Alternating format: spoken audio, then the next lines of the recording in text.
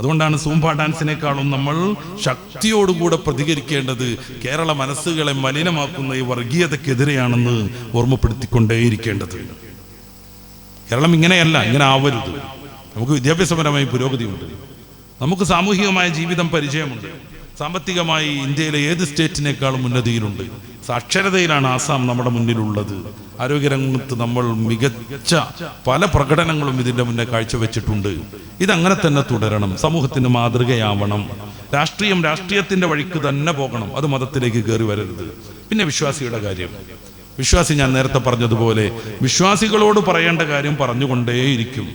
അതല്ല ലിബറൽ ചിന്തകളോടും യോജിച്ചു വരണമെന്നില്ല. സ്ത്രീ പുറത്തിറങ്ങരുത് അത്യാവശ്യത്തിനല്ലാതെ എന്ന് പറഞ്ഞാൽ അത് മതത്തിന്റെ നിയമമാണ്.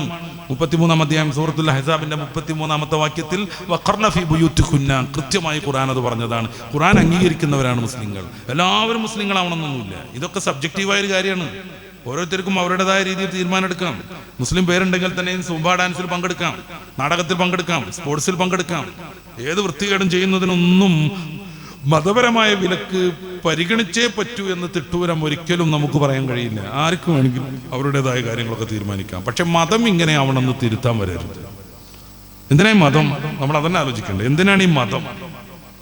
മനുഷ്യന്റെ സ്വന്തമായ തീരുമാനങ്ങൾ പലപ്പോഴും പഴക്കുമ്പോൾ അതിനെ തിരുത്താനും മനുഷ്യനെ എപ്പോഴും ധാർമ്മികമായി മുന്നോട്ട് കൊണ്ടുപോകാനുമാണ് മതം. 100% ഇസ്ലാം അങ്ങനെയാണ്. അതുകൊണ്ട് ചില നിയമങ്ങളും നിയന്ത്രണങ്ങളും ഉണ്ട് മതവിശ്വാസികൾക്ക്. ഏത് രാഷ്ട്രീയ പാർട്ടിക്കാണ് അവരുടേതായ നിയമങ്ങളില്ലാത്തത്, നിയന്ത്രണങ്ങളില്ലാത്തത്?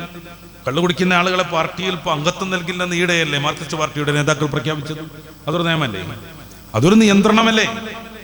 ഒരു സ്കൂളിലേക്ക് ഇന്ന യൂണിഫോം വേണമെന്ന് കുട്ടികൾക്ക് നിർബന്ധം വെക്കുന്നത് എന്തായാലും അവരെ സംബന്ധിച്ച് ബുദ്ധിമുട്ടന്നല്ലേ? ഇത്ര സമയത്ത് ഇത്ര രീതിയിൽ വരണമെന്ന് പറയുന്നത് ബുദ്ധിമുട്ടല്ലേ? എല്ലാവരും അടങ്ങി ഒതുങ്ങി നിൽക്കണം എന്ന് പറയുന്നത് ബുദ്ധിമുട്ടല്ലേ? പരീക്ഷയിൽ തോറ്റുപോയാൽ താഴെ ക്ലാസ്സിൽ ഇരുത്തും എന്ന് ഭീഷണിപ്പെടുത്തി താഴെ ക്ലാസ്സിൽ ഇരുത്തിയത് കൊണ്ടാണ് കേരളത്തിൽ ഒരു കുട്ടി ഈ ഒരു 4 ദിവസം മുന്നേ ആത്മഹത്യ ചെയ്തത്. ഒരു ദിവസം ഇങ്ങനെ ചാനലിലൂടെ ഓടിക്കളിച്ചു, പിന്നീട് അത് ഏതെങ്കിലും രീതിയിൽ ചർച്ച വന്നോ? എന്തേ കാരണം? അതൊരു മുസ്ലിം സ്ഥാപനമായിരുന്നെങ്കിൽ, ആ കുട്ടി അതിന് പ്രേരിപ്പിച്ച പ്രിൻസിപ്പാളെങ്ങാനും തലയിൽ തട്ടയിടുന്ന ഒരു സ്ത്രീ ആയിരുന്നെങ്കിൽ കേരളത്തിൽ ഒരു മാസത്തിന് അത് തന്നെ ധാരാളം മതിയായിരുന്നു. ഈ രീതിയിൽ വർഗീയവൽക്കരിക്കപ്പെടാൻ പാടുണ്ടോ നമ്മുടെ മനസ്സ്? ഇതൊക്കെ നിയമങ്ങളല്ലേ? ഈ നിയമങ്ങളൊക്കെ പ്രയാസമുണ്ട് എന്നതുകൊണ്ടല്ല ആ കുട്ടി ആത്മഹത്യ ചെയ്തത്. 3 മാർക്ക് കുറഞ്ഞു എന്നാണ് പറയുന്നത്. അത് കാരണം ആ കുട്ടിയെ താഴെ ക്ലാസ്സിലേക്ക് ഇരുത്തി. അത് ആ കുട്ടിയെ സംബന്ധിച്ചിടത്തോളം പ്രയാസം തന്നെയല്ലേ? നമ്മുടെ ഭൗതികമായ സംവിധാനങ്ങളിലൊക്കെ പ്രത്യേക നിയമങ്ങളില്ലേ? എന്തിനാണ് നിയമസഭയിലേക്ക് ജീവനക്കാർ വന്നിട്ട് കൃത്യസമയത്ത് പഞ്ച് ചെയ്യുന്നത്, പോകുന്ന സമയത്ത് പഞ്ച് ചെയ്യുന്നത്? അതിനിടയ്ക്ക് സമയം നഷ്ടപ്പെട്ടിട്ടുണ്ടെങ്കിൽ അവരുടെ ശമ്പളത്തിൽ നിന്ന് അത്ര കുറയ്ക്കുമെന്ന് പല മാനേജ്മെന്റുകളും തീരുമാനിക്കുന്നത്. മനുഷ്യനാണ്, നിയമം വേണം. ചെറുപ്പം മുതൽ ഒരൊറ്റ ജീവിവർഗവും സ്വന്തം വിസർജ്യം വ്യാപകമായി കഴിക്കാറില്ല. ഒരു മനുഷ്യക്കുട്ടി ജസ്റ്റ് നടക്കുന്ന, മുട്ടുകുത്തി നടക്കുന്ന കാലത്ത് അത് വിസർജിച്ചു എന്ന് സങ്കല്പിക്കുക. അത് വാരി തിന്നിട്ടുണ്ടാകും. വാരി തിന്നുന്ന സമയത്ത് കൈ പിടിക്കാൻ ഒരാൾ വേണം, മനുഷ്യന് മാത്രം. ആട്ടിൻകുഞ്ഞ് അതിന്റെ വിസർജ്യം കഴിക്കില്ല, പശുക്കുഞ്ഞ് അതിന്റെ വിസർജ്യം തിന്നൂല. മനുഷ്യക്കുട്ടി തിന്നിരിക്കും. സ്വാഭാവികമായും അതിനെ നിയന്ത്രിക്കാൻ, കൈപിടിക്കാൻ ഒരാൾ വേണം. മനുഷ്യന് മാത്രം, മനുഷ്യന്റെ ലോകത്ത് മാത്രം നിയമങ്ങൾ വേണം. ഇസ്ലാം ഞാൻ നേരത്തെ പറഞ്ഞതുപോലെ ഭൗതികതയെ വളരെയേറെ മനോഹരമായി സപ്പോർട്ട് ചെയ്യുമ്പോൾ തന്നെ സമ്പത്തിനെയും ജോലിയെയും വിദ്യാഭ്യാസത്തെയും ആരോഗ്യത്തെയും പൂർണ്ണമായി അംഗീകരിക്കുമ്പോൾ തന്നെയും അതിൻ്റെ എല്ലാം അടിസ്ഥാന ലക്ഷ്യം ആഖിറത്തിലുള്ള വിജയമാണെന്ന് സിദ്ധാന്തിക്കുന്നു. അതുകൊണ്ട് വിജയിച്ച മുഅ്മിനീങ്ങളെ കുറിച്ച് പറയുന്നുണ്ട് സൂറത്തുൽ മുഅ്മിനൂനിന്റെ ആദ്യത്തെ 11 വചനങ്ങളിൽ. ഖദ് അഫ്ലഹൽ മുഅ്മിനൂൻ, യഥാർത്ഥ വിശ്വാസികൾ വിജയിച്ചു.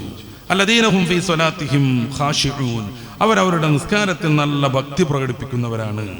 വല്ലദീന ഹും അനിൽ ലഗ്വി മുഅ്രിദൂൻ, വല്ലദീന ഹും അനിൽ ലഗ്വി മുഅ്രിദൂൻ, മനുഷ്യനെ യഥാർത്ഥ ലക്ഷ്യത്തിൽ നിന്ന് തെറ്റിക്കുന്ന കളി തമാശകളിൽ നിന്ന് അവർ മാറി നിൽക്കും. വിശ്വാസിയുടെ ലക്ഷണമാണ് അല്ലദീന ഹും അനിൽ ലഗ്വി മുഅ്രിദൂൻ, കളി തമാശകളിൽ നിന്ന് അവർ മാറി നിൽക്കും. യഥാർത്ഥ ലക്ഷ്യത്തിൽ നിന്ന് തെറ്റിക്കുന്ന ഇത്തരം പ്രവൃത്തികളിൽ നിന്ന് അവർ മാറി നിൽക്കും. നമ്മൾ ആലോചിച്ച് നോക്കുക, വിദ്യാഭ്യാസം പ്രധാനമല്ലേ? സൂംബ ഡാൻസും കഴിഞ്ഞ് വേർതിരുന്ന് അസ്വസ്ഥതയോടുകൂടെ പഠനം നടത്തുന്ന വിദ്യാർത്ഥിക്ക് കിട്ടുന്ന ഏകാഗ്രതയായിരിക്കുമോ, അതോ കുളിച്ച് ഫ്രഷായി ഭക്ഷണവും കഴിച്ച് വീട്ടിൽ നിന്ന് വന്ന് ക്ലാസ്സിൽ കയറുന്ന വിദ്യാർത്ഥിക്ക് കിട്ടുക എന്ന് നമ്മൾ ആലോചിക്കണ്ടേ? അനാവശ്യമായ കളി തമാശകൾ, മനുഷ്യനെ ധാർമ്മികമായി തെറ്റിച്ചുകൊണ്ടിരിക്കുന്ന സിനിമ പോലെയുള്ള വിവിധങ്ങളായ വിനോദോപാധികൾ, വിശ്വാസി അതിൽ നിന്ന് മാറി നിൽക്കും. അത് വിശ്വാസിയുടെ കാര്യമാണ്. അങ്ങനത്തെ വിശ്വാസി വിജയിച്ചുവെന്നും അവരുടെ പൂർവ്വപിതാവാകുന്ന ആദം നബി അലൈഹി സ്വലാത്തു വസ്സലാമിന്റെ തറവാട് വീടാകുന്ന സ്വർഗത്തിൽ അനന്തരാവകാശികളായി പ്രവേശിക്കുമെന്നും ഖുർആൻ പറയുന്നുണ്ട്. അപ്പോ പുതിയ ലിബറൽ കാലത്ത് എങ്ങനെ ഇപ്പൊ അതൊക്കെ പറയാം? 6-ാം നൂറ്റാണ്ടിലേക്ക് പോവാണോ? 6-ാം നൂറ്റാണ്ട് നടപ്പിലാവണം. 6-ാം നൂറ്റാണ്ടിന് എന്താ കുഴപ്പം? 6-ാം നൂറ്റാണ്ടിന് എന്താണ് കുഴപ്പം? 6-ാം നൂറ്റാണ്ടിന്റെ ഈ ഒരു വിമർശിക്കപ്പെടുന്ന മഹാവിപ്ലവം സാധിക്കുന്നതിന്റെ മുമ്പ് ലോകത്തിന്റെ അവസ്ഥ എന്തായിരുന്നു എന്ന് ചരിത്രം വായിക്കാൻ പറ്റുമല്ലോ. 6-ാം നൂറ്റാണ്ട് ഈ പറയുന്ന വിധത്തിലായതുകൊണ്ടാണ് ലോകം ധാർമ്മികതയിലേക്ക് വന്നത്.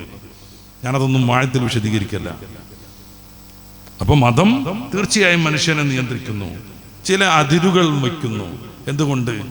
എല്ലാവരും വിശുദ്ധരായി ജീവിക്കണം. ഇപ്പൊ ലിബറൽ കാലത്ത് ഡ്രസ് കോഡിലൊക്കെ പല മാറ്റങ്ങൾ വരുന്നുണ്ട്. ഒരു മതവിദ്യാർത്ഥിക്ക് അല്ലെങ്കിൽ ഒരു മതത്തെ അംഗീകരിക്കുന്ന ഒരു മനുഷ്യന് അവൻ ഇഷ്ടപ്പെടുന്ന ഡ്രസ് കോഡ് തീരുമാനിക്കാൻ പാടില്ലേ? അപ്പോഴേക്ക് കവിത എഴുതലാണോ? അപ്പോഴേക്ക് കറുത്ത ചാക്കിൽ നിന്ന് രക്ഷപ്പെടാൻ വേണ്ടിയിട്ട് നീ ശ്രമിക്കണമെന്ന് അവൾ ഉപദേശിക്കലാണോ? അർദ്ധനഗ്നകളും പൂർണ്ണനഗ്നകളുമാണ് ഇന്നത്തെ മോഡലുകൾ. അതന്നെ ചെയ്യണമെന്ന് പലർക്കും താല്പര്യം ഉണ്ടാകും. പക്ഷെ അത് പാടില്ലെന്ന് ഒരാൾക്ക് തീരുമാനിക്കാൻ പറ്റില്ലെന്ന്. ശരീരത്തിന്റെ ഭാഗങ്ങളെല്ലാം തുള്ളിക്കളിപ്പിച്ച് ഡാൻസ് ചെയ്യാൻ ഞാൻ തയ്യാറല്ല, എൻ്റെ മകനും തയ്യാറില്ലെന്ന് ഒരാൾ പറയുമ്പോഴേക്ക് ആകെ താലിബാനിസമാക്കിയിട്ട് അത് വ്യാഖ്യാനിക്കുന്നത് ദോഷം ചെയ്യുമെന്ന് മാത്രം ഈ സന്ദർഭത്തിൽ ബന്ധപ്പെട്ടവരെ ഓർമ്മിപ്പിക്കുകയാണ്. നന്മകളെ നമ്മൾ പിന്തുണയ്ക്കണം. അത് നന്മയാണെന്ന് ബോധ്യപ്പെടുകയും വേണം. ചർച്ചകൾ ഉണ്ടാവണം, നല്ല പഠനങ്ങൾ നടക്കണം. ഞാൻ സൂചിപ്പിച്ചല്ലോ, ഈ ഡാൻസ്, നൃത്യ കലാരൂപങ്ങൾ, ഇതിലൊക്കെ പങ്കെടുക്കുന്ന ആളുകൾ കൂടുതലായി മയക്കുമരുന്നിലേക്ക് അഡിക്റ്റുകളായി തീരും, ആകർഷിക്കപ്പെടും എന്നതാണ് ഔദ്യോഗിക സ്റ്റഡികൾ. ഏതെങ്കിലും സൂപ്പർ ഡാൻസ് കളിച്ച കുട്ടി അങ്ങോട്ട് പോയിട്ട് കള്ളുടിക്കുന്നൊന്നുമല്ല. ഒരു കാര്യം കൂടി നമ്മൾ പരിഗണിക്കണ്ടേ? ഈ ലഹരി എന്ന് പറഞ്ഞാൽ എന്താണ്? ഗവൺമെന്റിന്റെ ലാഭം കിട്ടാത്ത സ്വകാര്യമായി കൈമാറ്റം ചെയ്യപ്പെടുന്ന MDMA-യും കഞ്ചാവും മാത്രമാണോ ലഹരി? കള്ളുടിച്ചാൽ ലഹരി വരൂലേ? കള്ളുകുടിച്ചാൽ ലഹരി വരൂലേ? ഗ്രാമങ്ങളിൽ കള്ളുഷാപ്പ് തുറക്കുന്നില്ലേ? പുതിയ ബാറുകൾക്ക്, സംവിധാനങ്ങൾക്ക് അനുവാദം കൊടുക്കുന്നില്ലേ? കേരളക്കാരൻ്റെ കുടി മുട്ടരുത് എന്ന വലിയ ഉത്തരവാദിത്വ ബോധം കൊണ്ട് വിദേശ മദ്യം നിർമ്മിക്കാൻ പാലക്കാട് വലിയ ഫാക്ടറി വരുന്നില്ലേ? നമ്മൾ സൂംബ ഡാൻസ് കളിപ്പിക്കുക, കള്ളു ഇഷ്ടം പോലെ വിതരണം ചെയ്യുക. സൂംബ ഡാൻസ് കളിക്കണം, അതോടുകൂടെ മദ്യത്തിനോടുള്ള എല്ലാ സംഗതിയും ശരിയാവും എന്ന് പറയാം. എന്നിട്ടോ കുടിച്ചുകൊണ്ടിരിക്കാൻ വേണ്ടിയിട്ട് കേരളത്തിൽ ഉടനീളം ഷോപ്പുകൾ തയ്യാറാക്കുക.